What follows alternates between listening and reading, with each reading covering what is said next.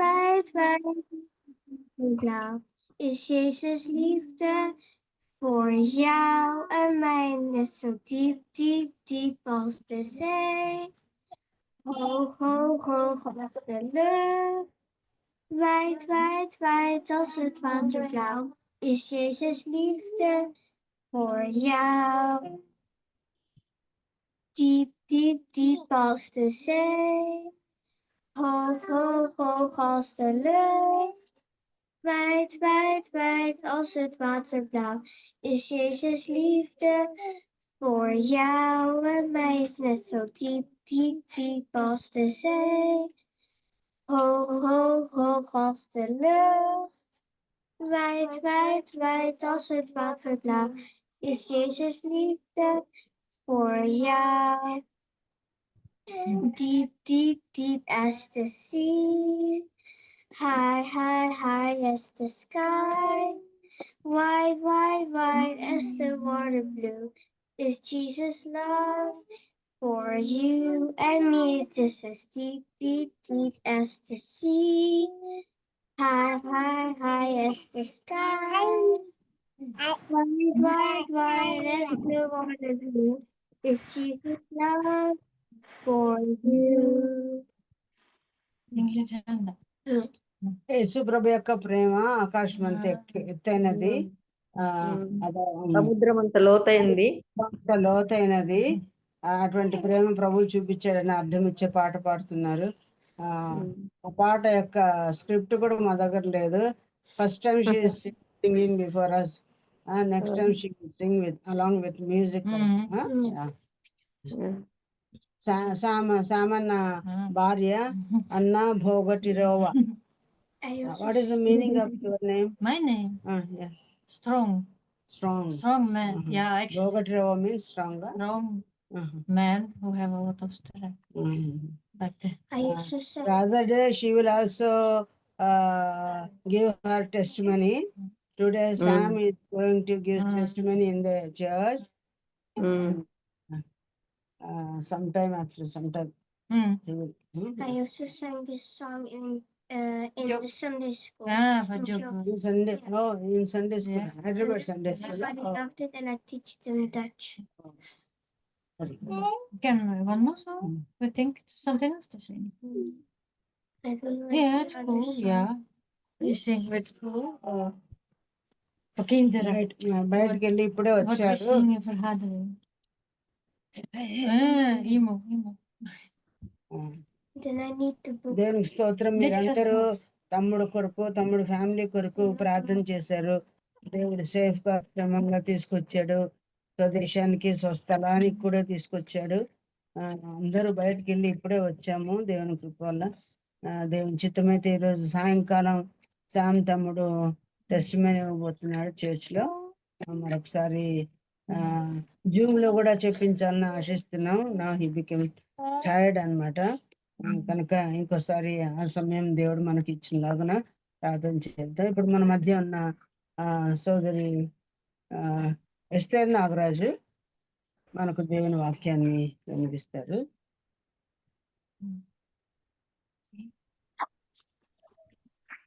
ప్రభువైన యేసుక్రీస్తు నామమున చేరువచ్చిన సోదరులందరికీ ప్రేమ వందనాలు. ఈ అవకాశం ఇచ్చిన ఆంటీ గారికి కూడా ప్రేమ వందనాలు. వాక్యం తీసుకుందాం. కీర్తనల గ్రంథం 105వ అధ్యాయం. కీర్తనల గ్రంథం 105వ అధ్యాయం మొదటి 4 వచనాలు చదువుకుందాం. జూమ్ పెట్టుకున్నాను.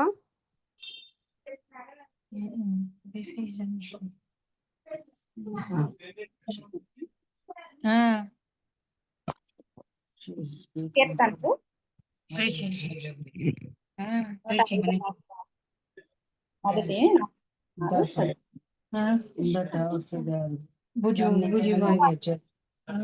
Would you like? We saw her father. Yeah, he came.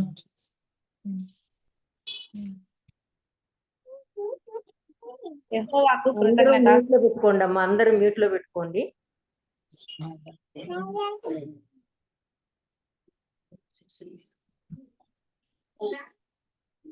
కీర్తన గ్రంథము 105వ అధ్యాయము మొదటి 4 వచనాలు చదువుతున్నాం. యెహోవాకు కృతజ్ఞతాస్తుతులు చెల్లించుడి, ఆయన నామమును ప్రకటన చేయుడి. జనములలో ఆయన కార్యములను తెలియజేయుడి. ఆయనను గూర్చి పాడుడి, ఆయనను కీర్తించుడి. ఆయన ఆశ్చర్య కార్యములన్నిటిని గూర్చి సంభాషణ చేయుడి. ఆయన పరిశుద్ధ నామమును బట్టి అతిశయించుడి. యెహోవాను వెదకువారు హృదయమందు సంతోషించుదురుగాక. యెహోవాను వెదకుడి, ఆయన బలమును వెదకుడి, ఆయన సన్నిధి నిత్యము వెదకుడి. చిన్న ప్రార్థన చేసుకుందాం. మహోన్నతుడైన మా ప్రియ ప్రభువా, ప్రాణనాథుడా, మా రక్షణకర్త, నీ వందనాలు, స్తుతులు, స్తోత్రములు తండ్రి. గడిచిన కాలమంతయు నీ కృపతో మమ్మల్ని కాచి కాపాడుతూ భద్రపరచు. దాన్ని బట్టి నేను స్తుతిస్తున్నా, నేను గనపరుస్తున్నా.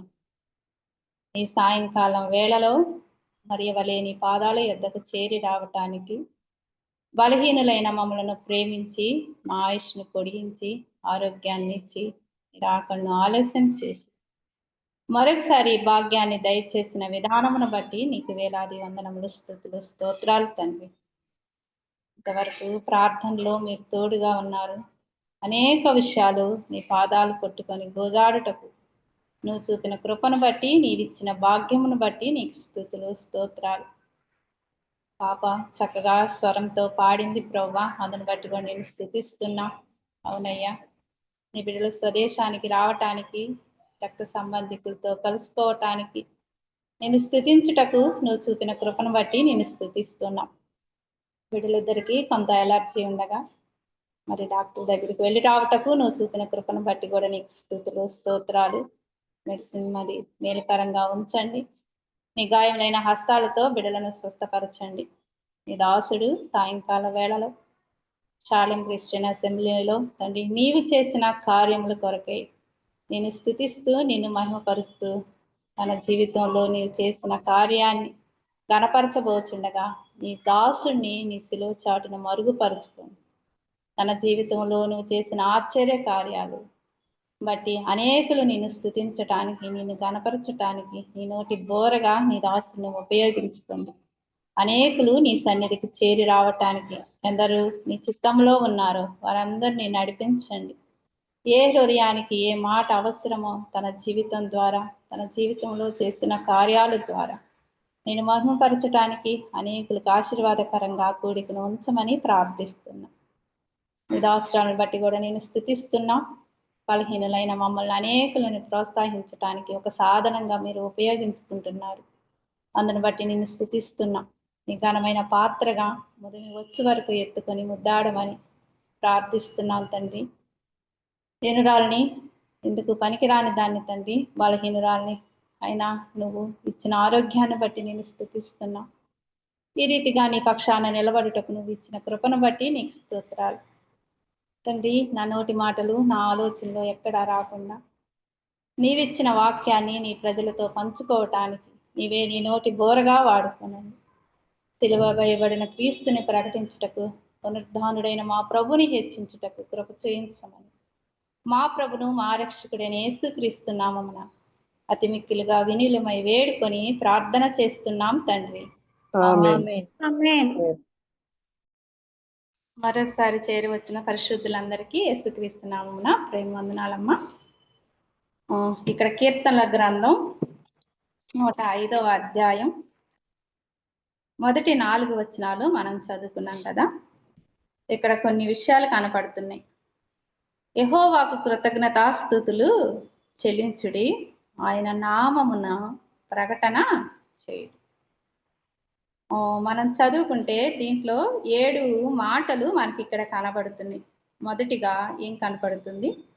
యెహోవాకు కృతజ్ఞతాస్తుతులు చెల్లించుడి.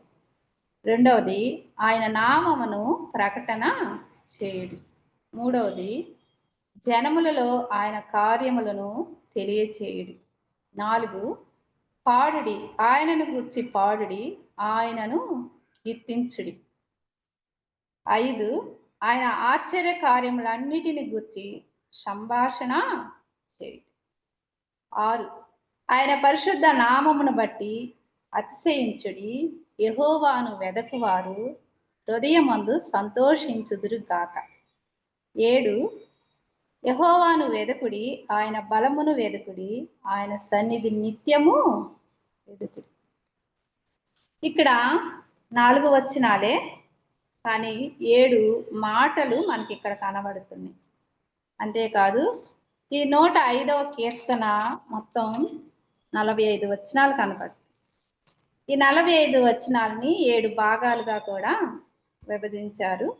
మొదటి 4 వచనాలు ప్రభుని గురించి స్తుతించటం, ఆయనను ఎలాగ ఆరాధించాలో, ఎలా గణపరచాలో ఆయన గురించి రాయబడి ఉంటుంది. 5వ వచనం నుంచి 15వ వచనం వరకు పితరుల ఎడల, తర్వాత మరలా ఈ అధ్యాయాన్ని మరొకసారి చదవండి.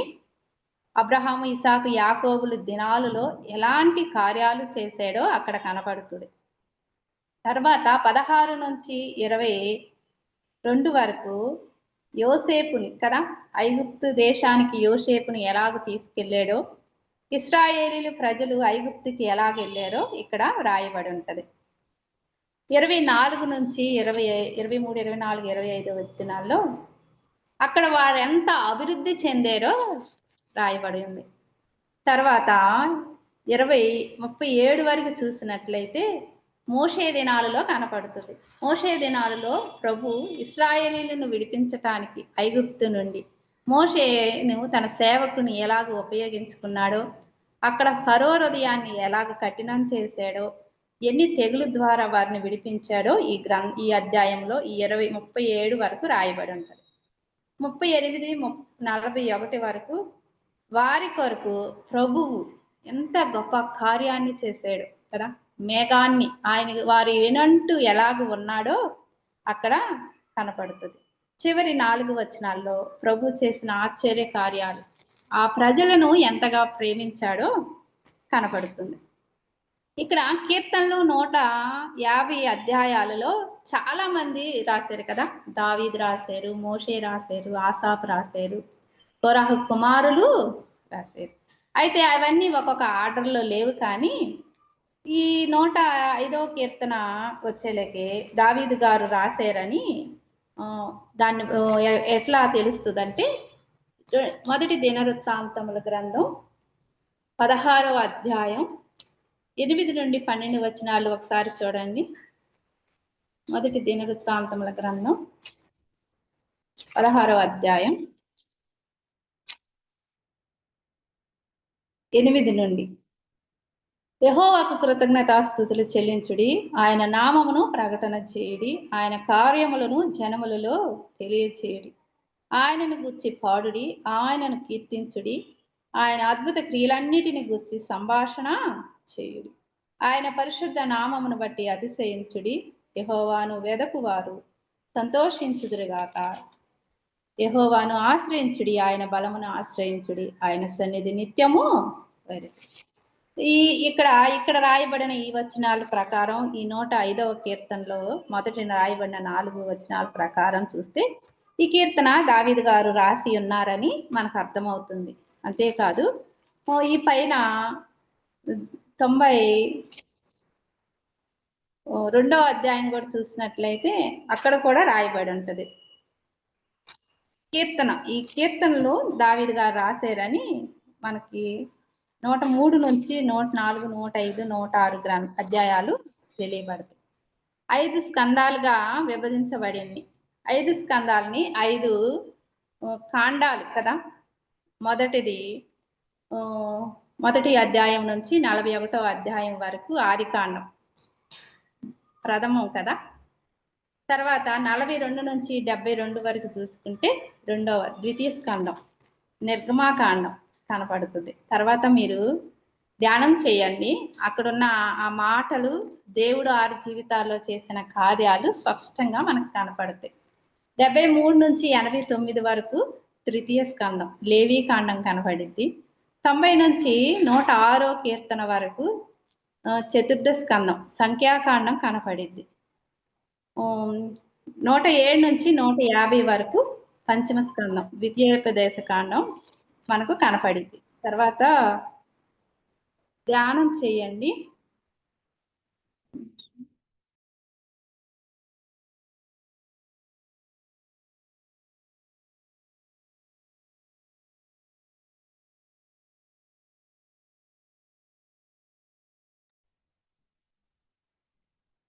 అయితే మన భాగం వచ్చేలేకే 105వ అధ్యాయం. ఇక్కడ ఏం కనపడుతుంది? యెహోవాకు కృతజ్ఞతాస్తుతులు చెల్లించుడి. ఏంటి కృతజ్ఞతాస్తుతులు అంటే?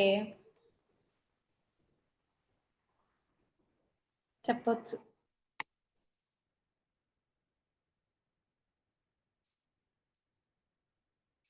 కృతజ్ఞత జరిగిన మేలులు చెల్లించడం. జరిగిన మేలును బట్టి మన కృతజ్ఞతాస్తుతులు చెల్లించడం. అవును. ఇప్పుడు మరి ఎందుకు మనం కృతజ్ఞతాస్తుతులు చెల్లించాలి? మేలు మనం పొందాం కాబట్టి. దేవుని దగ్గర మనం మేలు పొందుకున్నాం కాబట్టి దానికి మనం థ్యాంక్స్ చెప్పాలి కదా. మనుషులకైనా కొంచెం ఏదైనా హెల్ప్ చేస్తే మనం ఏం చేస్తాం? థ్యాంక్స్ చెప్తారు. అయితే దేవుడు కృతజ్ఞతాస్తుతులు మన యొద్ద నుంచి కోరుకుంటున్నాడు కదా. పాత నిబంధనలో కూడా చూసినట్లయితే కుష్టు రోగులు 10 మంది ఏమయ్యారు? దేవుని దగ్గరికి వచ్చి స్వస్థత పొందారు. కానీ ఒక్కరే తిరిగి వచ్చి తనకు థ్యాంక్స్ చెప్పారు. అయితే దేవుడు ఏం కోరుకున్నాడు? ఆ 9 మందుగురు ఎక్కడున్నారు అని అడిగాడు కదా. అంటే ఏం ఆశిస్తున్నాడు?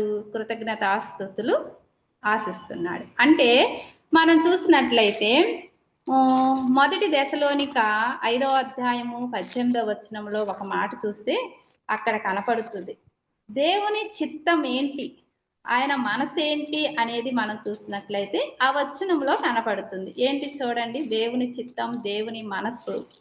ప్రతి విషయమునందున కృతజ్ఞతాస్తుతులు చెల్లించుడి, ఈలాగ చేయుట యేసుక్రీస్తునందు మీ విషయంలో దేవుని చిత్తము. ఎవరి విషయంలో? మన విషయంలో. విషయమునందు కృతజ్ఞతాస్తుతులు చెల్లించుడి, ఇలాగ చేయుట యేసుక్రీస్తునందు మీ విషయంలో దేవుని చిత్తం. మన ఎడల దేవుని చిత్తం ఏంటి? ప్రతి విషయంలో మనం ఆయనకు కృతజ్ఞతాస్తుతులు చెల్లించాలని చెప్తున్నాడు. అయితే ఇక్కడ దావీదు రాస్తున్నాడు. యాక్చువల్గా ఈ దావీదుకి అప్పుడు దినాలలో ఆయన ఏం లేడు. ఈ అధ్యాయంలో ఈ సంఘటనలన్నీ పితరులు చెప్పిన దాన్ని బట్టి, దేవుడు ఆయన ప్రేరేపించిన దాన్ని బట్టి, అక్కడ చేసిన కార్యాలు తన ముందున్న తరం వారు ఆయనకు తెలియజేయటాన్ని బట్టి వాటి విషయం కూడా ఈయన ఏం చేస్తున్నాడు? కృతజ్ఞతాస్తుతులు చెల్లిస్తున్నాడు.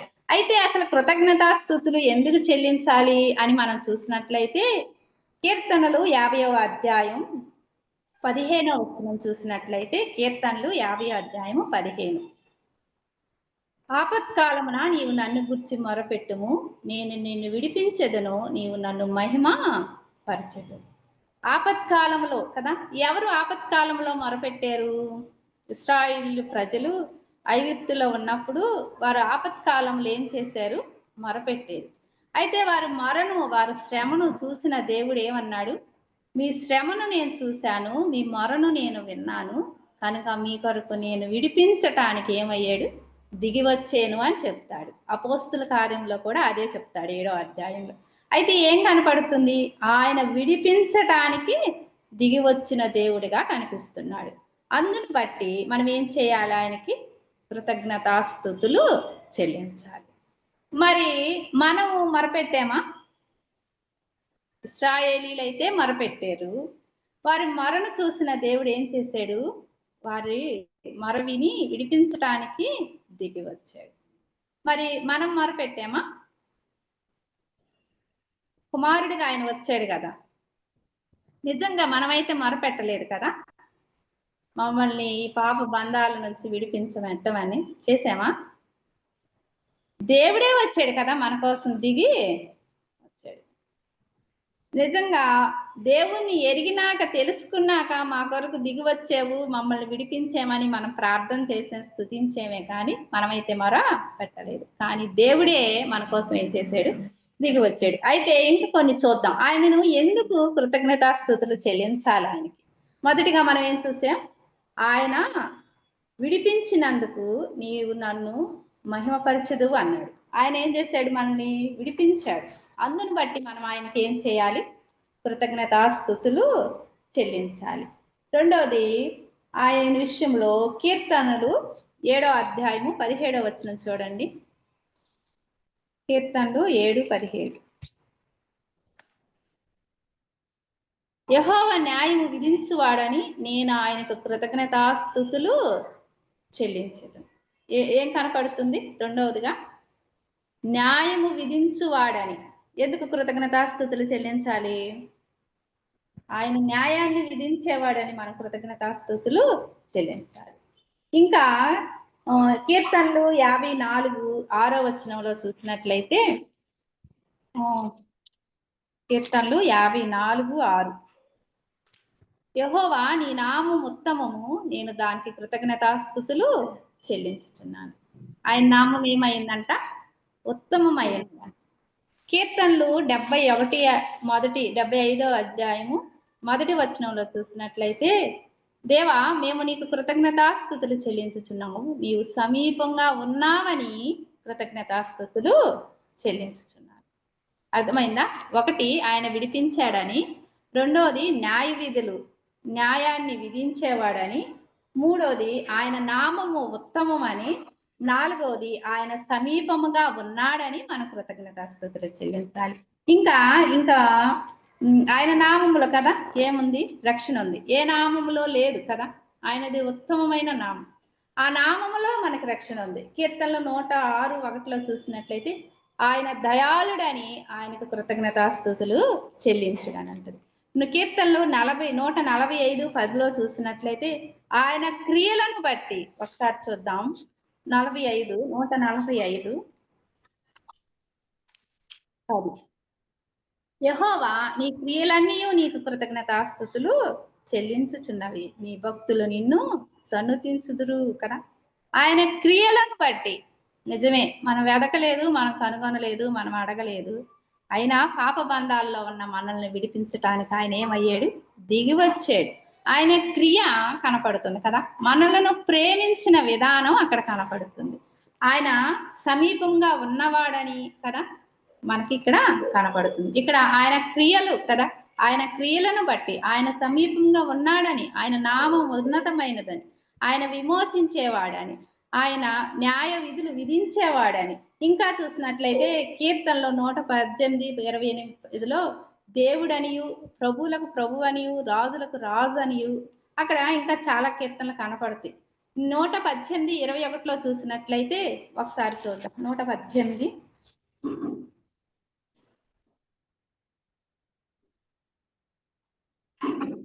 118:21. నీవు నాకు రక్షణాధారుడువై నాకు ఉత్తరం ఇచ్చుచున్నావు, నేను నీకు కృతజ్ఞతాస్తుతులు చెల్లించు. ఏమనండి? ఉత్తరం ఇచ్చేవాడు కదా. అనేక విషయాలు మనం మొరపెడుతున్నాం, వాటిని బట్టి ప్రభు మన ఏం చేస్తున్నాడు? జవాబిస్తున్నాడు. దానిని బట్టి మనం కృతజ్ఞతాస్తుతులు చెల్లించవద్దులమై ఉన్నాం. ఎన్ని చూసాం? చాలా చూసాం కదా. ఆయన విమోచించేవాడని. ఇవన్నీ ఎవరు చెప్తున్నారు? దావీదు పాత నిబంధనలో వారు చెప్తున్నారు కదా. అయితే మరి మనం ఎందుకు స్తుతించాలి? ఇవన్నీ మనకు కూడా వర్తిస్తాయి కదా. ఆయన నామం ఉన్నతమైనదని, ఆయన సమీపంగా ఉన్నాడని, ఆయన దయాళుడై ఉన్నాడని మనం ఏం చేయాలి? రాజుల రాజై ఉన్నాడని, ప్రభుల ప్రభు అయి ఉన్నాడని, దేవుడని కదా. ఆశ్చర్య కార్యములను బట్టి 107:8 చూస్తే, నీ ఆశ్చర్య కార్యములను బట్టి నీకు కృతజ్ఞతాస్తుతులు చెల్లిస్తున్నానని చెప్తున్నాడు. అయితే మన విషయంలో కదా, లోకాసువార్త 1వ అధ్యాయం 69 ఒక మాట చూసినట్లయితే, లోకాసువార్త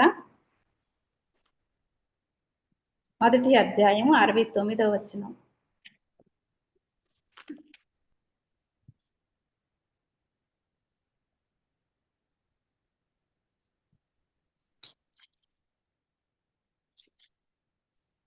లోకాసువార్త 68 69 కాదు.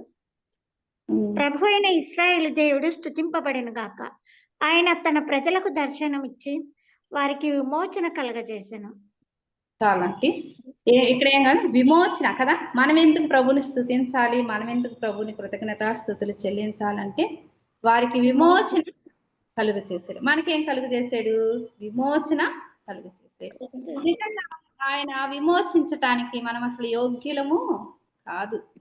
పాత నిబంధనలో వారు మొరపెట్టగా వారి మొరను ఆయన విన్నాడు, ఆలకించాడు, దిగి వచ్చాడు. కానీ మనమైతే మొరపెట్టలేదు. పాపపు బంధకాల్లోనే, పాపంలోనే జీవిస్తున్నాం.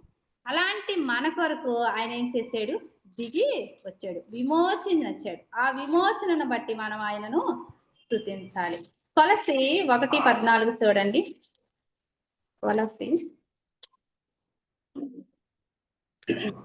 ఆ కుమారుని యందు మనకు విమోచనము అనగా పాప క్షమాపణ కలుగుతున్నది. ఎవరి వల్ల? ఏ మనుషులు మనని విమోచించరు. ఎట్ల యొక్క గొర్రెల రక్తం విమోచించదు. కానీ ఎవరి వలన? మన రక్షకుడు ప్రభువు కదా. ఎంత త్యాగం చేశాడు. తన స్వరూపాన్ని, తన సొగసును కోల్పోయాడు కదా. తన రూపాన్ని చూడనల్లని వాడుగా చేసుకున్నాడు. ఈ దినాలలో ప్రభు మనకిచ్చిన ఈ రూపము ఎదుటి వారికి బాగాటలేదని ఆ రూపానికి మనం ఎన్నో హంగులు చేసుకుంటున్నాం కదా. కానీ ఆయన ఏమయ్యాడు కదా, ఎంతో అలంకరణ చేసుకుంటున్నాం ఎదుటి వారికి మంచిగా కనపడాలని. కానీ మన ప్రియ ప్రభు రూపం ఏమైంది? చూడనల్లని వాడుగా. ఎవరి కోసం? పాప బంధాల్లో ఉన్న మన కోసమే. అయితే మనము ఏ విషయాన్ని బట్టి మనం స్తుతిస్తున్నాం? ఒక్క విమోచడే అని మనం స్తుతిస్తున్నామా? లేదా ఆయన కార్యాలను బట్టి, ఆయన సమీపంగా ఉన్నాడని బట్టి, ఆయన మనకు ఆలకించిన దానికి సమాధానం ఇచ్చేవాడని మనం కృతజ్ఞతాస్తుతులు చెల్లిస్తున్నామా? అది కూడా మనం ఒకసారి జ్ఞాపకం చేసుకోవాలి. ప్రభు ఏమై ఉన్నాడో కదా. ఆయన గొప్ప కార్యాలు ఇక్కడ దావీదు అనేక వచనాలలో రాయించి ఏం చేస్తున్నాడు? స్తుతించండి, కృతజ్ఞతాస్తుతులు చెల్లించండి అని చెప్తున్నాడు. మనం అలాగూ చెల్లించేవారిగా ఉన్నాము. అయితే కొత్త నిబంధనలో ఒక దాసుడు కృతజ్ఞతాస్తుతులు చెల్లించాడు. ఆయన ఎందుకు కృతజ్ఞతాస్తుతులు చెల్లించాడో కూడా మనం చూద్దాం.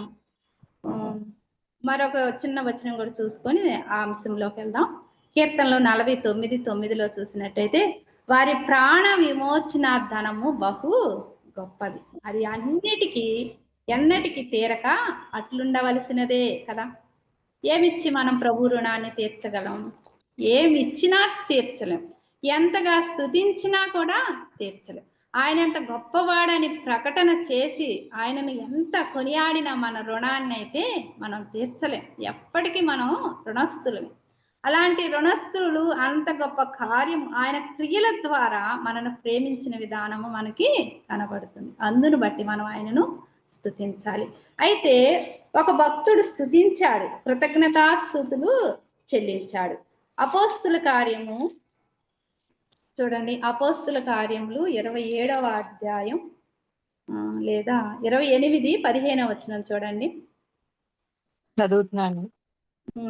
అక్కడ నుండి సహోదరులు మా సంగతి విని అప్పియ సంతపేట వరకును త్రిసత్రముల వరకును మమ్మను ఎదుర్కొనుటకు వచ్చిరి. పౌలు వారిని చూచి దేవునికి కృతజ్ఞతాస్తుతులు చెల్లించి ధైర్యము తెచ్చుకొనెను. ఇక్కడ ఏం కనపడుతుంది? కింద లైన్ లో చూసినట్లయితే ధైర్యము తెచ్చుకొని. ఎవరు తెచ్చుకున్నాడు? పౌలు తెచ్చుకున్నాడు కదా. అయితే పౌలు వారిని బట్టి కృతజ్ఞతాస్తుతులు చెల్లించాడు. ఎవరి ఇల్లు అని మనం పైన చూసినట్లయితే, వీరు యాక్చువల్గా ఈయన మత మార్పిడి చేస్తున్నాడని దీని మీద ఆరోపణ వచ్చినప్పుడు కింద అక్కడున్న ప్రాంతం దగ్గర నుంచి ఇప్పుడు మన ఊర్లో ఒక పంచాయతీ, తర్వాత జిల్లా, తర్వాత రాష్ట్రం, తర్వాత సుప్రీంకోర్టు ఎట్లా ఉంటాయో అట్లా ఈయన్ని కూడా నిలబెట్టి తప్పు మోపి దాన్ని శిక్షించాలని చూస్తున్నారు. అయితే అగ్రిప్ప దగ్గర తనకి న్యాయం జరగలేదు.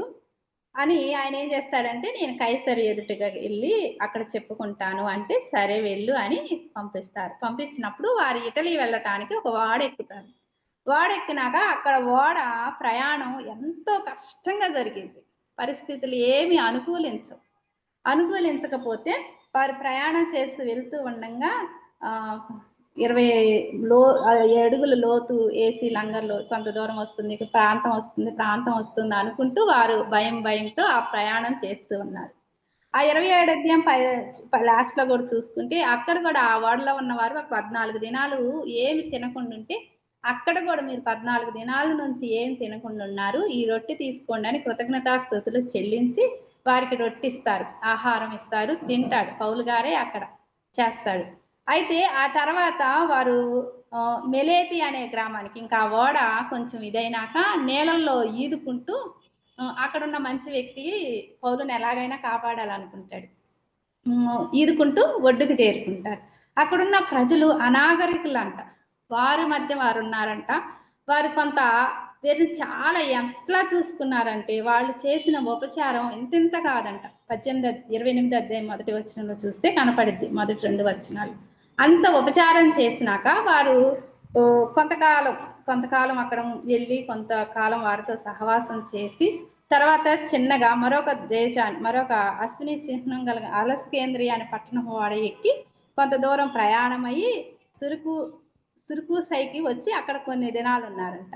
ఆ తర్వాత దక్షిణ దిక్కు వచ్చి పోతి ఎలేకి వచ్చారంట. అక్కడ ఉన్నప్పుడు ఏం జరుగుతుందంటే, పౌలు అక్కడ ఉన్నాడని వారు రోమాలోకి వచ్చారు. పౌలు అక్కడ రోమాలో ఉన్నారని కొంతమందికి, రోమాలో ఉన్న విశ్వాసులకి, పరిశుద్ధులకి తెలిసి పరిశుద్ధులందరూ ఇక్కడ పౌలుని కలవటానికి వచ్చారు.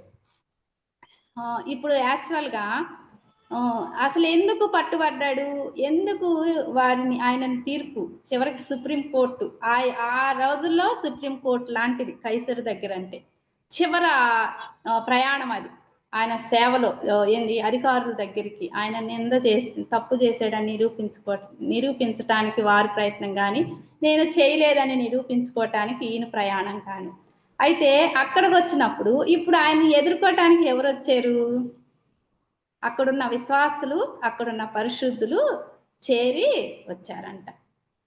ఎవరైనా వస్తారు అట్లా? అంత ధైర్యం చేయగలరా? ఈ దినాలలో మత మార్పిడి చేస్తున్నారని తెలిసి గోల్ చేసి జైల్లో పెడుతున్నారు కదా. జైల్లో పెడుతున్న దగ్గరికి ఎవరన్నా పలకరీయటానికి వెళ్ళారనుకో, వారి మీద కూడా అదే దోషారోపణ చేస్తారు కదా. మరి వీరు ఎట్లా వెళ్ళారు? వీరేం చేశారు? ఆయన దగ్గరికి వెళ్ళారు. వెళ్ళటకు కలిగిన వీరు ధైర్యము, వీరు ప్రేమ, వీరు సహవాసము లేదా వీరు విశ్వాసం ఇక్కడ కనబడుతుంది. అయితే అప్పుడు వారిని బట్టి ఏం చేస్తున్నాడు పౌలు? కృతజ్ఞతాస్తుతులు చెల్లిస్తున్నాడు. చెల్లించి వారిని చూసి ధైర్యము తెచ్చుకున్నారంట. మాకు వివాహం అయిన కొత్తలో ఖచ్చితంగా 5 నెలలే, నిండా 5 నెలలు, 6వ నెల వస్తుంది ఆ రోజు. అదే రోజు సువార్త పరిచర్య కానీ వీళ్ళు మాకు ఇంకో చోట పరిచర్య చేస్తున్నామని చెప్పాం కదా, బాచుపల్లి, అక్కడికి వెళ్ళారు. వెళ్తే వీళ్ళు ఈయన బైక్ నడుపుతున్నాడు, తన ఇంకొక సహోదరుడు ఉన్నాడు. ఈయన కంటే ఇంకా సన్నగా ఉంటాడు, యవనస్తుడు. వీరిద్దరు వస్తూ పరిచర్య ముగించుకొని వస్తూ ఒక ట్రాక్ ఒక ఆటో డ్రైవర్కి ఇచ్చాడంట. వారు ఫుల్ యాంటీ దేవుని పనికి. అయితే ఇంకా అక్కడే వారిని దించేసి అక్కడే వారిని కొట్టేస్తే ఆ బాబుకి బాగా దెబ్బలు తగిలినాయి, ఈయనకి దెబ్బలు తగిలినాయి, అందరికి తగిలినాయి. ఏమి ఇంకా ఆ బిడ్డకి అయితే రక్తం వచ్చేసింది. దీనికి ఆ బ్లడ్ ఏం రాలేదు, కానీ బాగా కొట్టడం అయితే బాగా కొట్టేశారంట. ఒళ్ళన్నీ నొప్పులు, అసలు భరించలేని బాధ. వీరి విషయం తెలిసి ఇంకొక బ్రదర్స్ ఇద్దరు వాళ్ళు వెళ్తే వారిని కూడా కొట్టేశారు. ఒక సహోదరుడు అయితే తెలిసి వెంటనే తప్పించుకున్నాడు, వెళ్తే నన్ను కూడా కొడతాడని. అంటే నేను చెప్పటం ఉద్దేశం ఏంటంటే, అక్కడికి వెళ్తే ఏం జరుగుతుంది? కొడతారు. దొంగ దగ్గరికి ఇంకొక మనిషి వెళ్ళి పరామర్శిస్తుంటే ఆయన కూడా దొంగ అనుకుంటారు కదా. చెడు చేసే వ్యక్తికి దగ్గరికి వెళ్తే చెడు అనుకుంటారు. ఇక్కడ మత మార్పిడి చేయకపోయినా మత మార్పిడి చేస్తున్నారని చెరసాల్లో పోలీసుల కస్టడీలో ఉన్న వ్యక్తి దగ్గరికి మరొకళ్ళు వెళ్తే వారికి కూడా అదే పరిస్థితి ఎదురైంది. అయినా సరే వీరేం చేశారు? ధైర్యముగా వెళ్ళారు. అంతేకాదు, అందును బట్టి ఇక్కడ పౌలు వారిని బట్టి, వారి విశ్వాసాన్ని బట్టి, వారు ఎదుర్కొన్న విధానాన్ని బట్టి, వారి త్యాగాన్ని బట్టి కృతజ్ఞతాస్తుతులు చెల్లిస్తున్నాడు. అదే రోమా పత్రికలో మొదటి అధ్యాయం 8వ వచనంలో చూసినట్లయితే 8వ వచనం, మీ విశ్వాసము సర్వలోకమునకు ప్రచురము చేయబడుచుండుటను బట్టి మొదట మీ అందరి నిమిత్తము నా దేవునికి కృతజ్ఞతాస్తుతులు చెల్లించుతున్నారు. ఇక్కడ ఏం కనపడుతుంది? అక్కడ కూడా రోమాలో ఉన్న పరిశుద్ధులే పౌలు దగ్గరికి వచ్చింది. ఇక్కడ రోమాలో యొక్క పరిశుద్ధులకి ఆయన పత్రిక రాస్తున్నాడు. ఏమని రాస్తున్నాడు? ఎలాంటి సమయంలో కదా, పౌలు శ్రమలో ఉన్నాడు, ఇరుకులో ఉన్నాడు, ఇబ్బందిలో ఉన్నాడు. అలాంటి సమయములలో ధైర్యంగా ఎదుర్కొని ఆదరించారు, బలపరిచారు, విశ్వాసంతో కదా ధైర్యంతో వెళ్ళారు కనుక వారి ధైర్యాన్ని బట్టి ఆయనకు కూడా ఏమొచ్చింది? ధైర్యం వచ్చింది. అంతేకాదు, ప్రభు ప్రత్యేకంగా రాయటానికి ఇష్టపడ్డాడు. మీ విశ్వాసము సర్వలోకమున ప్రచురము చేయబడినది. అందును బట్టి ఏం చేస్తున్నాడు? కృతజ్ఞతాస్తుతులు చెల్లిస్తున్నాడు. అయితే నేను మరొక మాట కూడా నేను జ్ఞాపకం చేయాలనుకుంటున్నాను. మరొక పత్రికలో మరొక సంఘంలో వారి విశ్వాసం ఎలాగుందో ఎందు నిమిత్తము బట్టి వారిని స్తుతిస్తున్నాడో చూద్దాం. 1 కొరింథీయులు రాసిన పత్రిక 1వ అధ్యాయం 4వ వచనం, క్రీస్తు యేసునందు మీకు అనుగ్రహింపబడిన దేవుని కృపను చూసి మీ విషయమై నా దేవునికి ఎల్లప్పుడూ కృతజ్ఞతాస్తుతులు చెల్లించుచున్నాను. అదే 9వ అధ్యాయము 9వ వచనం నుంచి 15వ వచనం వరకు. 9వ అధ్యాయం, అదే అపోస్తుల కార్యములు 9వ అధ్యాయం 9వ వచనం నుంచి చూసినట్లయితే,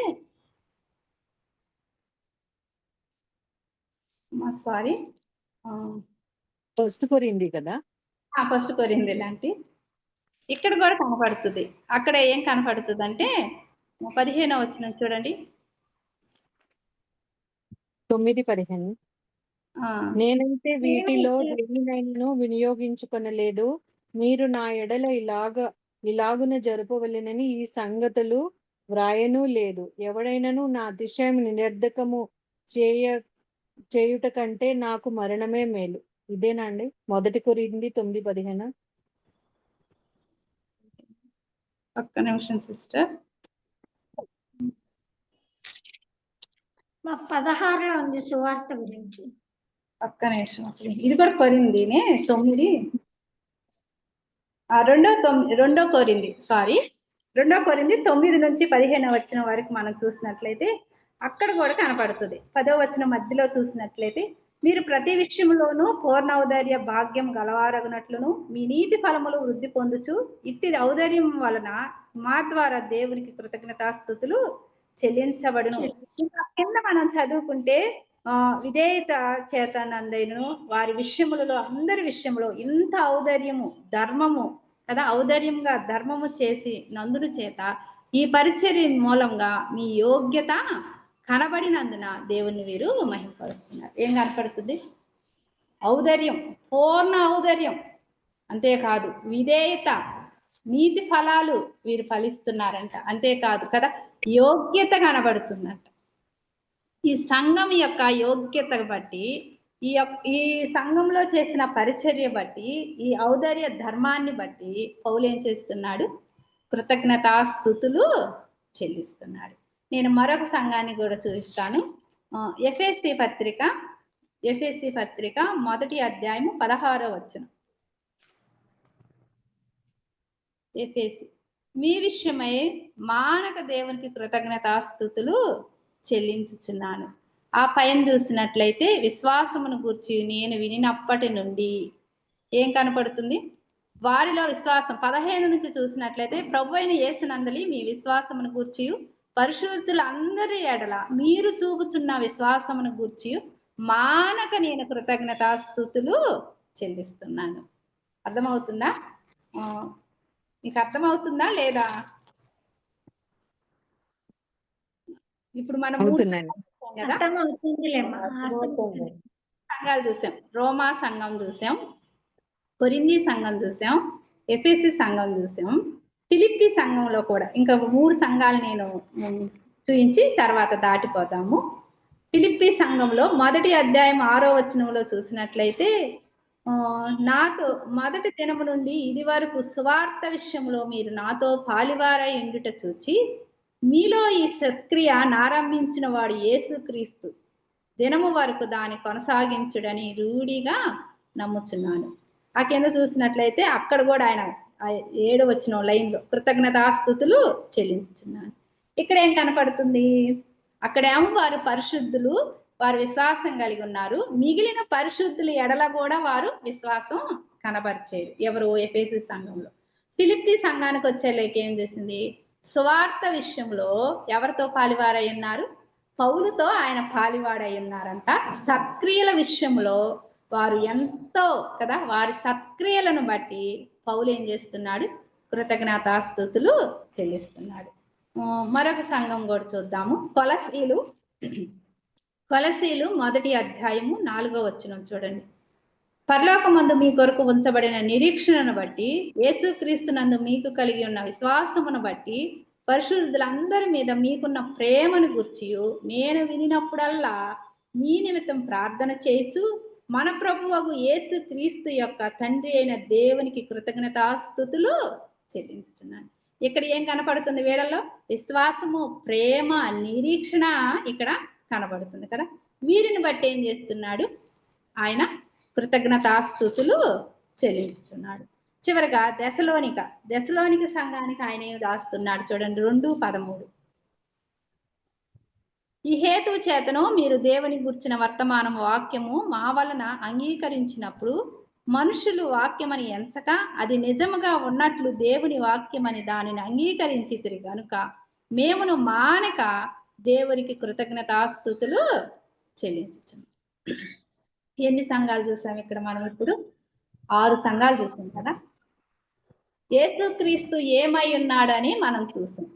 ఆయన విమోచించేవాడని, న్యాయాన్ని విధించేవాడని, సమీపముగా ఉన్నాడని, రాజుల రాజు, ప్రభుల ప్రభు అని, ఉత్తమమైన నామమని కదా, దయాళుడని, ఇంకేం చూసాం? క్రియలను బట్టి, ఆశ్చర్య కార్యములను బట్టి ఆయనను స్తుతించ కృతజ్ఞతాస్తుతులు చెల్లించబద్దులమై ఉన్నామని మనం చూసాం కదా. అయితే మనం కూడా తగిన వారం కాకపోయినప్పటికీ ఆయనే విమోచన క్రయధనంగా ఆయన ప్రాణాన్ని అర్పించి మన కోసం ఈ లోకానికి దిగి వచ్చాడు. అందును బట్టి మన విమోచకుడైన విధానాన్ని బట్టి ఆయనకు మనం స్తుతులు చెల్లిస్తున్నాం కదా. అయితే ఆయన మనను ప్రేమించిన విధానం ఏంటి? ఆయన ప్రాణం పెట్టడమే మన కొరకు ఆయన విధానం, ఆయన ప్రేమ, ఆయన క్రియ అందులో కనపడుతుంది. అయితే మనం ఆయనను ఎంతగా ప్రేమిస్తున్నాం అనేది ఇప్పుడు మన ప్రశ్న.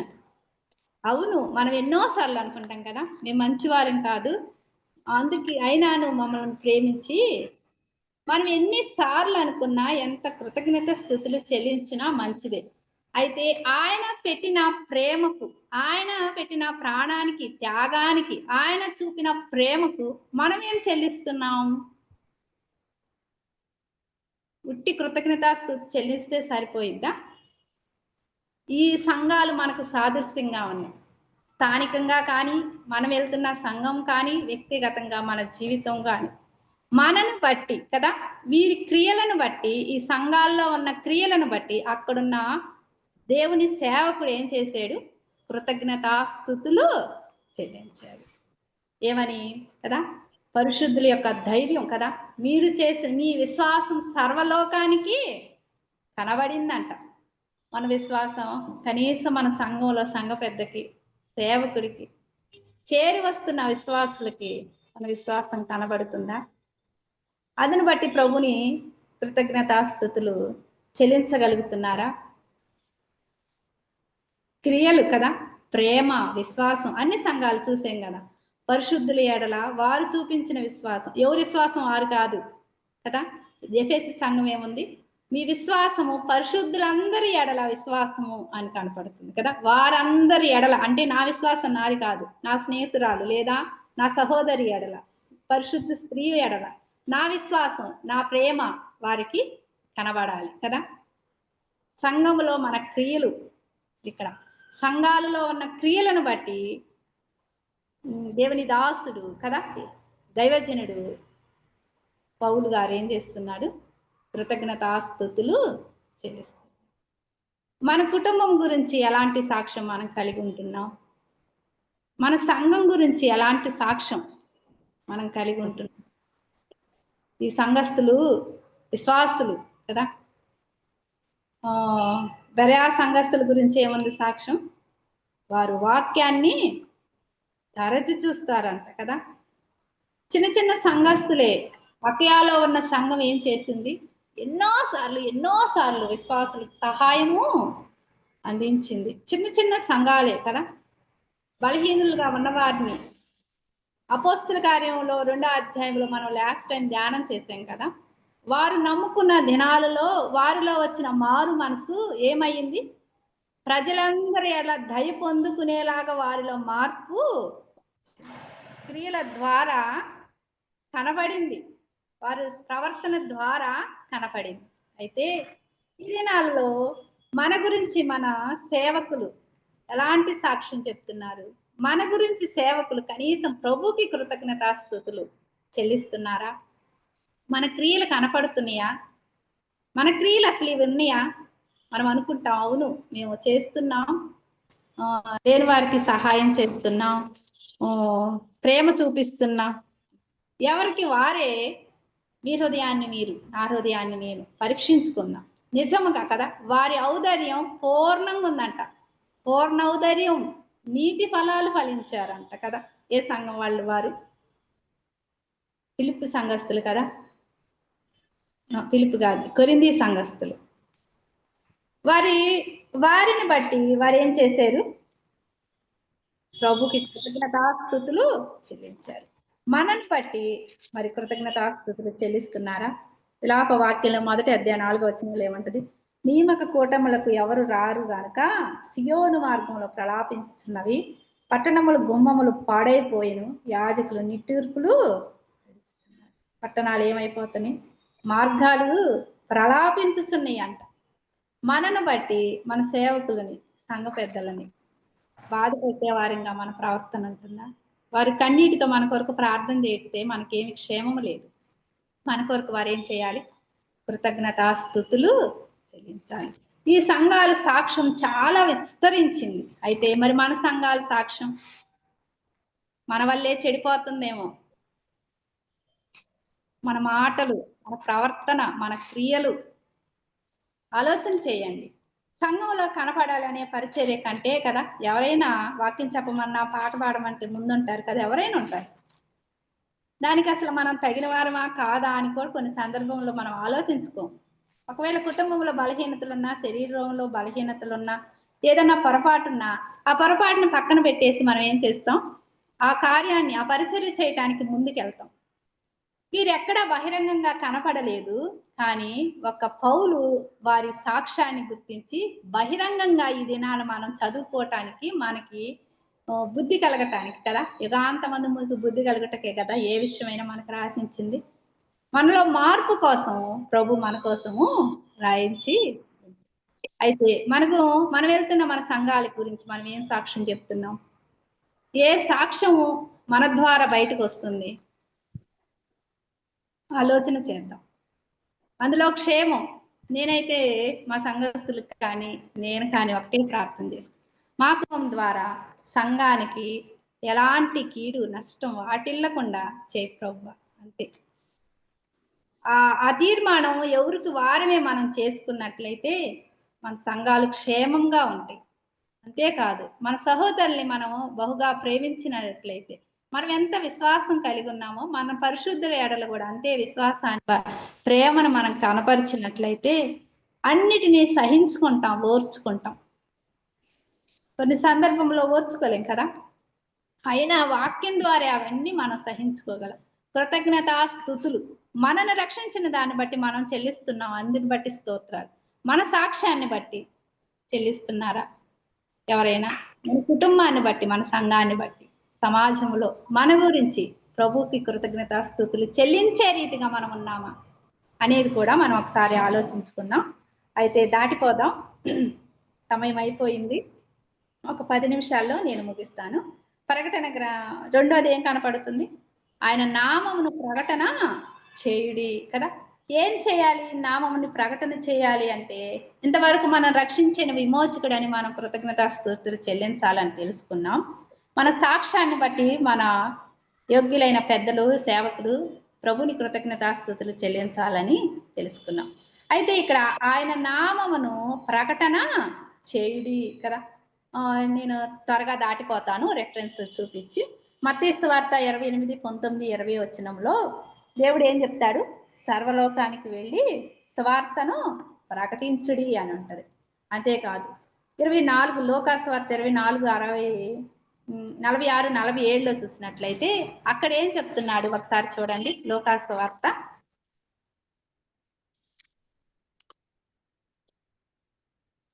సువార్త అధ్యాయం 24 లాస్ట్ 46, 47. క్రీస్తు శ్రమపడి 3వ దినమున మృతుల్లో నుండి లేచిననియు యెరూషలేము మొదలుకొని సమస్త జనములలో ఆయన పేరట మారు మనసు పాప క్షమాపణ ప్రకటింపబడుని అని రాయబడి ఈ సంగతులకు మీరే సాక్షులు కదా. ఇక్కడ మనం ఏమని ప్రకటించాలి? యేసుక్రీస్తు శ్రమ పడ్డాడు. ఎవరి కొరకు? మన కొరకే. మనమంతా ఈజీగా చెప్పుకుంటాం కదా, కానీ ఆయన శ్రమను గురించి మనం ఆలోచన చేస్తే ఖచ్చితంగా ఆయన కొరకు కూడా మనం శ్రమ పడాలనుకుంటాం. మాట అయితే చెప్తున్నాము, కానీ ఆయన కొరకు మనం ఎంత శ్రమ పడుతున్నాం? ప్రకటన చేయటం అంటే అదే కదా. నువ్వు శ్రమ పడకుండా వెళ్ళి ప్రకటన చేయలేవు. ఆయన శ్రమ పడ్డాడు నిజమే, నీ కోసం మరణించాడు నిజమే, నిన్ను రక్షించటానికే వచ్చాడు. అది చెప్పాలంటే నువ్వు శ్రమ పడి వెళ్తేనే కదా, నువ్వైనా నేనైనా కదా. ఆయన గురించి మనం ప్రకటన చేయాలి. వాక్యం తెలిసిన వాళ్ళకే మనం ఎక్కువ వాక్యాలు చెప్పుకుంటున్నాం, కానీ తెలియని వారి దగ్గరికి సువార్త ఎలాగెళ్ళిద్ది? ఇప్పుడు రోజుల్లో అసలు చెప్పడానికే లేదు కదా. స్త్రీలుగా మనకిచ్చిన ఆయుధం మ్యాక్సిమం ప్రార్థనే కదా. వెళ్ళేవారు వెళ్ళండి, లేదా వెళ్ళేవారిని పంపండి అని అంటున్నాడు కదా. కోతెంతో విస్తారంగా ఉంది, కోసే పనివారు కొదువై ఉన్నారు. ప్రకటన చేయాలి, ప్రకటన చేసేవారిగా ఉన్నాం ప్రభు గురించి. కీర్తనలు 145, 45వ వచనంలో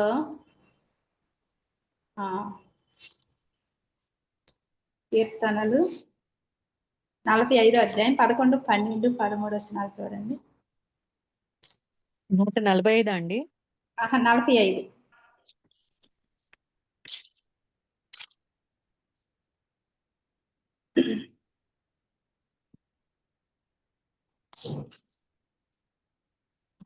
పదకొండు 145, 11 ఫస్ట్ లేదా 4, 5 చూద్దాం. 145, 4, 5. ఒక తరము వారు మరి ఒక తరము వారి ఎదుట నీ క్రియలను కొనియాడుదురు, నీ పరాక్రమ క్రియలను తెలియజేయుదురు. మహోన్నతమైన నీ ప్రభావమును మహిమను నీ ఆశ్చర్య కార్యములో నేను ధ్యానించేదను. 12వ వచనం చూసినాను. నీ భక్తులు నీ రాజ్య ప్రభావమును గూర్చి చెప్పుకొందురు, నీ శౌర్యమును గూర్చి పలుకుదురు. నీ రాజ్యము శాశ్వత రాజ్యము, నీ రాజ్య పరిపాలన తరతరములు నిలుచును. ఎక్కడేం జరుగుతుంది? ఒక తరము వారు మరి ఒక తరము వారి ఎదుట నీ క్రియలను కొనియాడుదురు కదా. మహోన్నతమైన నీ ప్రభావం మహిమను నీ ఆశ్చర్య కార్యములను నేను ధ్యానించెదను. ఏం కార్యాలు? ఎన్నో గొప్ప కార్యాలు కదా. ఇంకా తర్వాత చూస్తే తర్వాత రెఫరెన్స్లు మీరు చూడండి కనపడతాయి ఆ అధ్యాయంలో. ఇంకా అంటే మనం ప్రకటన చేయాలి, ప్రచురము చేయాలి, ప్రభు గురించి ప్రకటించే వారిగా ఉన్నాం. వేరే కాదు ప్రకటించాల్సింది, ప్రభు రక్షణ సువార్తను, మారు మనసును మనం ప్రకటించే వారిగా ఉన్నాం. ఇక్కడ మరొకటి ఏంటి, ఏం కనపడుతుంది? కీర్తనలు 105లో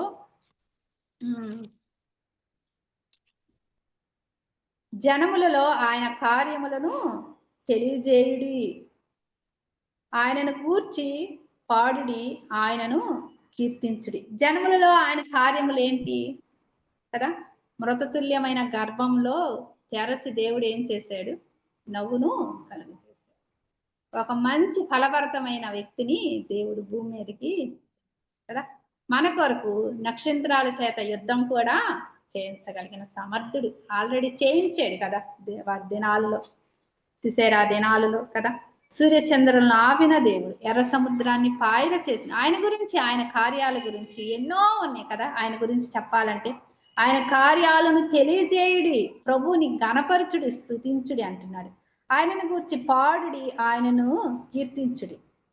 ఎఫెసీ 5:5 అధ్యాయం, ఎఫెసీలు 5 అధ్యాయం 19వ వచనం చూడండి. ఎఫెసీలు 5:19. ఒకనినొకడు కీర్తనలతోనూ సంగీతములతోనూ ఆత్మ సంబంధమైన పాటలతోనూ హెచ్చరించుచు మీ హృదయములలో ప్రభువును గూర్చి పాడుచు కీర్తించుచు మన ప్రభువైన యేసుక్రీస్తు పేరట సమస్తమును గూర్చి తండ్రి అయిన దేవునికి ఎల్లప్పుడూ కృతజ్ఞతాస్తుతులు చెల్లించుచు క్రీస్తు యందలి భయముతో ఒకనికొకడు లోబడి ఉండుడి. ఇక్కడ ఎన్ని చెప్పాడు? కీర్తనలతోనూ సంగీతములతోనూ ఆత్మ సంబంధమైన పాటలతోనూ హెచ్చరించుచు నీ హృదయంలో ప్రభువుని గూర్చి పాడుచు కీర్తించుచు మన ప్రభువుకి సమస్త విషయాల్లో కదా ఎల్లప్పుడూ ఆయనకు కృతజ్ఞతాస్తుతులు చెల్లించుచు భయముతో కదా, క్రీస్తునందలి భయముతో ఒకనినొకడు లోబడండి కదా. ఏ భయముతో పాడాలంట, కీర్తించాలంట? ఆత్మ సంబంధమైన పాటలు కదా. ఈ దినాలలో ఎలాంటి పాటలు వస్తున్నాయి? నాకు తెలిసినంత వరకు క్రైస్తవ సునాద కీర్తనలో పాటలే పాడుకోండి మ్యాక్సిమం, లేదా ఆంధ్ర క్రైస్తవ కీర్తనలో కూడా ఉన్నాయి పాటలు కదా. వాక్యానుసారంగా భక్తులు ప్రార్థనతో వేదనతో దేవుని దగ్గర వారి అనుభవపూర్వకంగా కొన్ని పాటలు రాశారు. ఇప్పుడున్న పాటలు అర్థసహితంగానే ఉండటం లేదు కదా. ఎలాంటి పాటలు అంటే వినడానికి కదా, వారి ప్రవర్తన, వారు వేసే డాన్సులు మీరు చూస్తూనే ఉండంటారు కదా. ఏసయ్య అనే పదం లేకుండానే, ఏసై గురించి చెప్పటం లేకుండానే పాటలు వస్తున్నాయి. నేను చిన్నప్పుడు సండే స్కూల్లో పాట పాడుకునేవాళ్ళు. ఇది నీవే నిత్యమైతే నీ ఆత్మ నిత్యమవును, కట్టిక వంకర ఉంది కానీ నిప్పుకు వంకర ఉందా అని పాట ఉండేది. అదే పాట సండే స్కూల్లో పాడేవాళ్ళమి నేర్చుకున్నాము.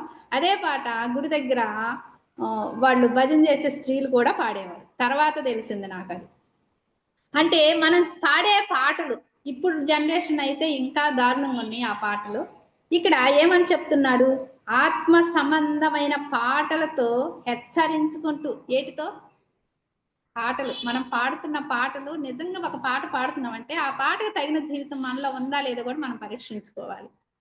మ్యాక్సిమం ప్రభుని స్తుతించే పాటలే మనం ఎంచుకుంటే మేలేమో. ఏదో అది పాటే కదా అని పాడుతున్నామేమో.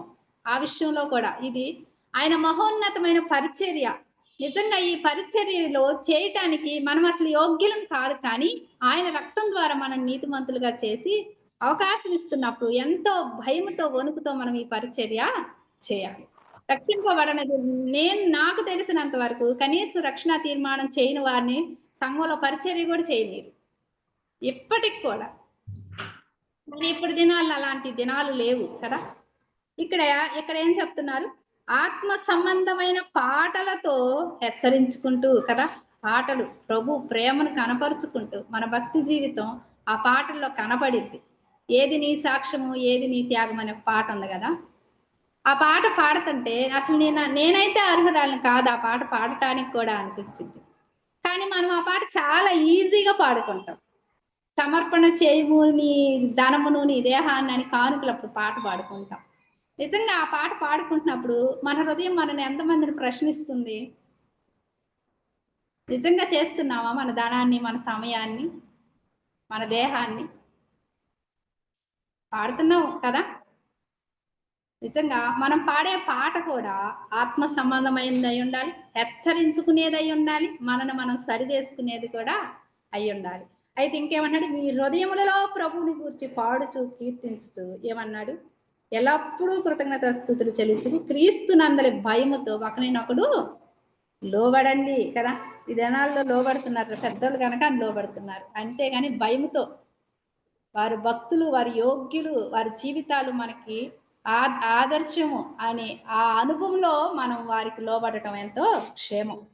ఇక్కడ ఆయన మరొకటి ఏంటి, ఆయన ఆశ్చర్య కార్యములన్నిటిని గురించి సంభాషణ చేయండి. ఏం చేయాలంట?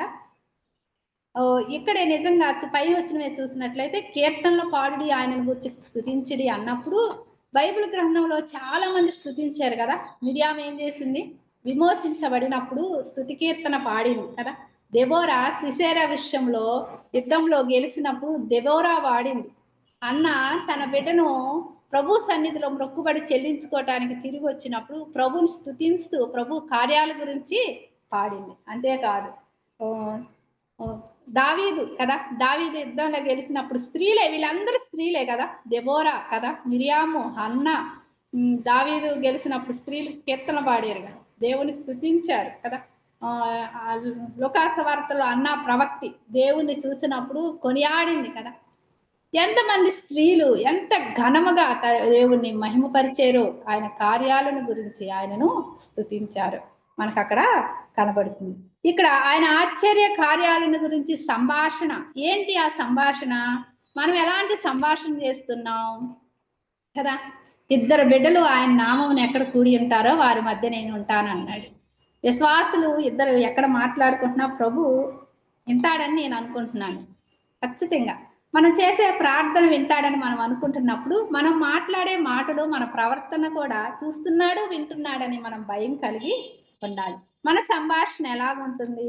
దావీదు చెప్తున్నాడు తన సంభాషణ గురించి. చూడండి, కీర్తనల గ్రంథం 9వ అధ్యాయము 11వ వచనం.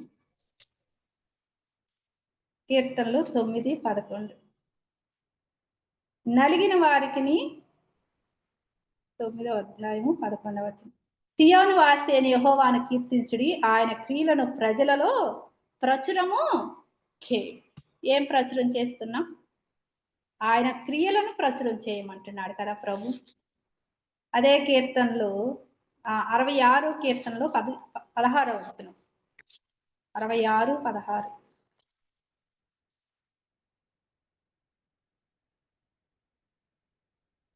దేవుని యందు భయభక్తులు గలవారులారా, మీరందరూ వచ్చి ఆలకించుడి, ఆయన నా కొరకు చేసిన కార్యములను నేను వినిపించెదను. ఆయనకు నేను మొరపెట్టి తిని అప్పుడే నా నోట శ్రేష్టమైన కీర్తన కదా. ఏడేం చేస్తున్నాడు? దేవుని యందు భయభక్తులు గలవారులారా కదా. ఎవరు సంభాషణ బాగుంటది, దేవుడు ఇష్టపడతాడు అంటే ఆయన యందు భయభక్తులు కలిగిన వారి సంభాషణ దేవుడు ఇష్టపడతాడు కదా. ఆయన నా కొరకు చేసిన కార్యములు నేను వివరించేదిను. ఎవరి కొరకు చెప్తున్నారు కదా ఇప్పుడు అందరు సాక్ష్యాలు. ఆయన ఎవరెవరి జీవితంలో ఏ కార్యాలు చేశాడు, సంభాషణ కదా. దేవుడు చేసిన సంభాషణ మనం ఎలాంటి సంభాషణ చేస్తున్నాం? వారిట్లా వీరిట్లా, లేదా ఆ సంఘం ఇట్లా ఈ సంఘం ఇట్లా, లేదా ఆ సహోదరి ఇట్లా ఈ సహోదరి, మన సంభాషణ ఎలాగుంది? ఏటి గురించి సంభాషణ చేయమంటున్నాడు ప్రభు? ఆయన కార్యములను గురించి ఏం చేయాలంట? సంభాషణ చేయాలి. అదే 71వ కీర్తన 8వ వచనంలో కూడా ఉంటుంది. నీ కీర్తితోనూ నీ ప్రభావ వర్ణనతోనూ దినమంతయు నా నోరు నిండి ఉన్నది. ఏమి నిండి ఉంటుంది మన నోరు? హృదయం నిండిన కొలది పెదవులు మాట్లాడు. ప్రభువు గురించి ఉంటే మన భక్తి జీవితం, మన ప్రవర్తన మన నోటి మాటల ద్వారానే తెలుస్తుందంట. మనం చేసే ప్రార్థనను బట్టే మన భక్తి జీవితము తెలుస్తుందంట. పెద్దవారు చెప్పారులే ఈ మాట. చూడండి ఏంటంటే నా నోరు కదా, ఏం కనపడుతుంది? నీ కీర్తితోనూ నీ ప్రభావ వర్ణనతోనూ. ఆయన ప్రభావాన్ని వర్ణించటంలో దావీదు హృదయము, దావీదు నోరు నిండి ఉన్నదంట. మన నోరు దేనితో నిండి ఉంటుంది? బిడ్డల్ని ఎంత కోపడతాము కదా, కొంచెం ఇదైతే ఇంట్లో భర్తల విషయంలోనైనా అత్తమామల విషయంలోనైనా కొంచెం కోపం తీస్తే ఓర్చుకోలేక కదా. సంఘం విషయంలో కూడా, సంఘంలో వాక్యము చాలా వాటికి మన బ్రదర్ సంఘాల్లో స్త్రీలు మౌనంగా ఉండాలి అని చెప్తే ఆ మాట చెప్పుకోవటానికే ఏమో అనిపిస్తుంది ఈ దినాలలో. ఎక్కువ సమస్యలు ఎవరి వలనంటే స్త్రీల వలనే. ఎంత మౌనంగా ఉంటే అంత మేలు. ప్రభువుని స్తుతించటం కోసం మన నోరు తెరిస్తే మేలు కదా. అన్న కొత్త నిబంధనలో ఉన్న అన్న తన నోటితో ఆమె ఏం చేసింది, ఆ విమోచకుడిని చూడగానే మాట్లాడసాగిందంట, కొనియాడి మాట్లాడసాగింది. యెరూషలేము వారు విమోచకుడి కొరకు ఎదురు చూస్తున్నాడని ఆమె మాట్లాడసాగెను అని కదా, కొనియాడి మాట్లాడుతుందంట.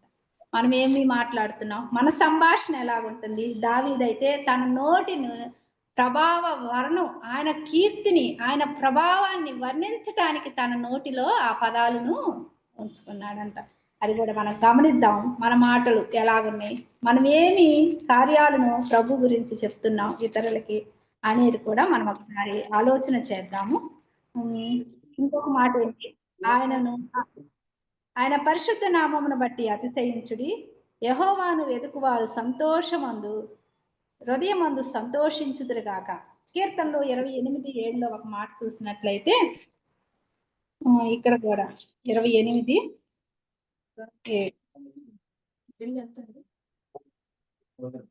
యెహోవా నా ఆశ్రయం, నా కేడము, నా హృదయము ఆయన యందు నమ్మిక ఉంచిన గనుక నాకు సహాయము కావున నా హృదయము ప్రహర్షించుచున్నది, కీర్తనలతో నేను ఆయనను స్తుతించుచున్నాను కదా. ఇక్కడ ఏం కనపడుతుంది, నా హృదయము ఆయన యందు నమ్మిక ఉంచిన గనక ఆయన హృదయం ఏమవుతుందంట, ప్రహర్షించుచున్నది కదా. మన హృదయాలు ప్రభువునందు సంతోషించేవారు. ఎప్పుడు? చాలా మంది స్త్రీలు ఎక్కువ వేదంతో ఉంటారు. దేవుడు చేసిన కార్యాల కంటే చేయని కార్యం మీదే మనసు పెట్టి దుఃఖపడుతూ వేదన చెందుతూ దాని గురించే ఎక్కువ ప్రార్థన చేస్తూ దాని మీదే మనసు నిలుపుతూ ఉంటారు కదా. ఎన్నో చేసిన కార్యాలను మర్చిపోతాం. మనం అనుకుంటాం ఈజీగా అనేసుకుంటాం అన్నోటితో. ఇశ్రాయేలీయులు దేవుడు అన్ని కార్యాలు దగ్గరుండి చేసేడు. అసలు ఎర్ర సముద్రం పాయలు చేయటం అంటే మాటలా? అలాంటి ఎర్ర సముద్రాన్ని పాయలు చేస్తే వారే నడిచెళ్ళారు కదా, అయినా వారెందుకు తిరుగుబాటు చేశారు? నిజంగా వారి స్థానంలో నేనుంటే నేనైతే తిరుగుబాటు చేయను అనుకుంటాం. అది మన విశ్వాస జీవితం. మీరు అనుకున్నారా లేదా కానీ నేనైతే అనుకుంటానమ్మా.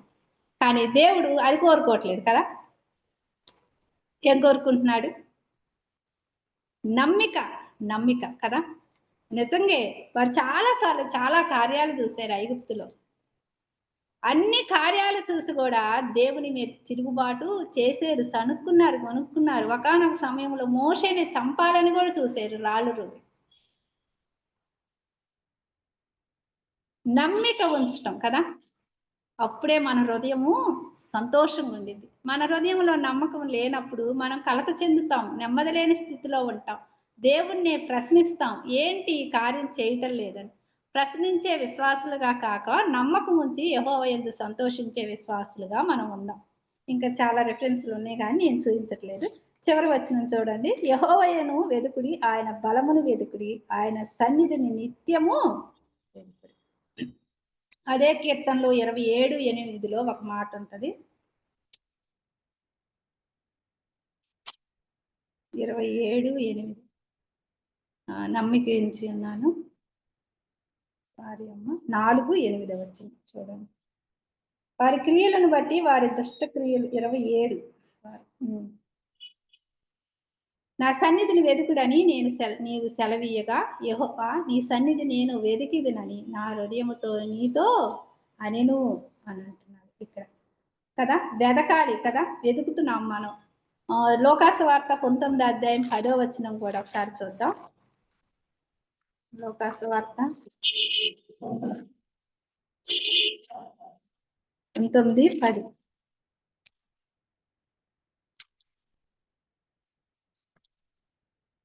రచించిన దానిని వెదక రక్షించుటకు మనుష్య కుమారుడు వచ్చినని అతనితో చెప్పింది కదా. ఇక్కడ దావీదు అనుభవం ఏం చేస్తున్నాడు? యెహోవాను వెదకుడి, ఆయన బలమును వెదుకుడి, ఆయన సన్నిధిని నిత్యము వెదుకుడి అని చెప్తున్నాడు. అయితే లోకాసువార్తలో మనం ఏం చూసాం? నశించిన దానిని వెదకి రక్షించుటకు ఆయన ఈ లోకానికి వచ్చాడు. మత్తయి 7:7 చూసినట్లయితే వెదకుడి మీకు దొరుకును, తట్టుడి మీకు తెరవబడును అని కనపడుతుంది. అయితే నిజంగా మనం వెదకలేదు కానీ దేవుడే వెతికి మన కొరకు వచ్చాడు. దావీదు కూడా వెదికాడు, దేవుని యందు సంతోషించాడు. దేవుడు వెదకమన్నాడు, వెదికాడు. దావీదు అదే చెప్తాడు కదా 27:8లో, నీవు వెదకమన్నావు, నేను నీ సన్నిధిని వెతుకుతున్నాను, నా హృదయం నీతోనే ఉన్నది అని అంటున్నాడు. అయితే దావీదు ఒక కోరిక కోరుకున్నాడు. అదే అధ్యాయంలోనే చూసినట్లయితే 4వ వచనంలో ఒక మాట ఉంటది. ఏం కోరుకున్నాడు 27:4లో? యెహోవా యందు ఒక వరం అడిగి తిని దానిని నేను వెతుకుచున్నాను, యెహోవా ప్రసన్నతను చూచుటకును ఆయన ఆలయములో ధ్యానించుటకును నా జీవిత కాలం అంతయు నేను యెహోవా మందిరములో నివసింపగోరుచున్నాను. ఆపత్కాలంలో ఆయన తన పర్ణశాలలో నన్ను దాచును, తన గుడారము మాటున నన్ను దాచును. ఇక్కడ ఏం అడిగాడు, వెతుకుతున్నాడంట దేవుణ్ణి. ఏమని? ప్రసన్నత చూచుటకు. మనం ఏ వెతుకుతున్నాం? ధ్యానించటం, ఆయన సన్నిధిలో ధ్యానించాలని ఆయన ఆశ కలిగి ఉన్నాడు. దేవుని ప్రసన్నతను చూడాలని ఆశ కలిగి ఉన్నాడు కదా. అలా కలిగి ఉన్నప్పుడు ఆపత్కాలములలో ఆయన తన పర్ణశాలల ఎదుట దాస్తాడంట. మనని దాయాలంటే మనం ఏం చేయాలి? మొదటగా ఆయనను వెదకాలి. చాలాసార్లు అనుకుంటాం మేము వెతుకుతున్నామని.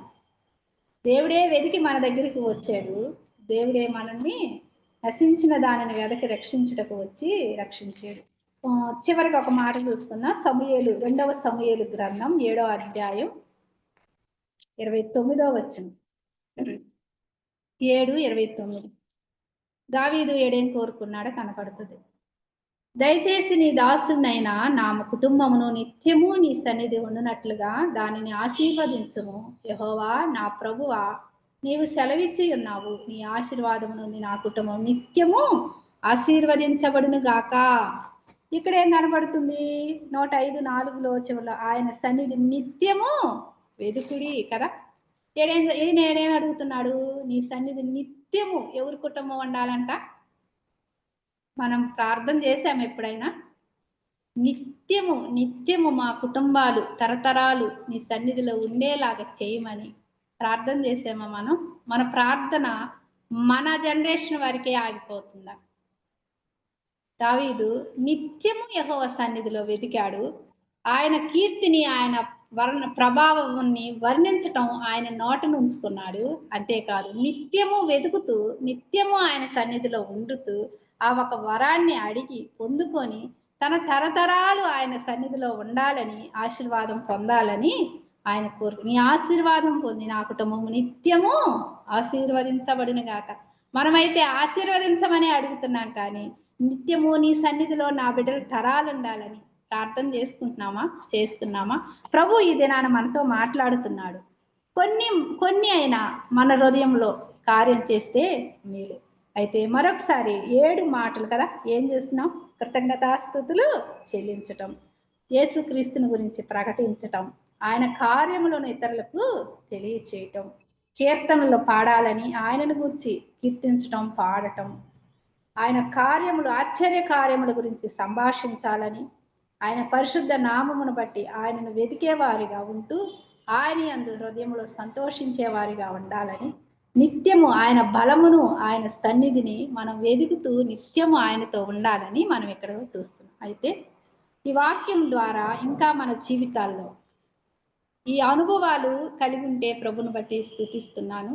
ఇంకా ఈలో కొన్నైనా మనం కలిగి లేకపోతే అలాగ కలిగి అయితే ఆ ప్రభుని మనం కృతజ్ఞతాస్తుతులు చెల్లించేవారిగా, ఆయన మన ఎడల చేసిన ప్రేమను బట్టి, విమోచన కార్యమును బట్టి ఆయనకు మనం కృతజ్ఞతాస్తుతులు చెల్లిస్తున్నాం. అందును బట్టి స్తుతిద్దాం.